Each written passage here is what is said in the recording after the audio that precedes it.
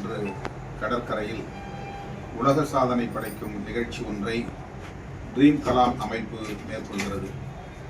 போதையில்லா தமிழ்நாடு என்ற பெயரில் கையெழுத்து இயக்கத்தை மேற்கொண்டு வருகிறது. 2.5 லட்சம் மாணவர்கள் பங்கேற்கிற கையெழுத்து இயக்கம். 2500 மீட்டர் நீளமுள்ள துணியில் இதுவரை 2.5 லட்சம் மாணவர்கள் மற்றும் மனித உரிமை ஆர்வலர்கள் கையெழுத்திட்டிருக்கிறார்கள். இதனை கடற்கரையிலே நின்று மக்கள் மத்தியிலே விழிப்புணர்வை ஏற்படுத்தக்கூடிய வகையில் 5000 பேர் பங்கேற்று சிறப்பிக்க இருக்கிறார்கள். இந்த முயற்சி பாராட்டுதலுக்குரியது.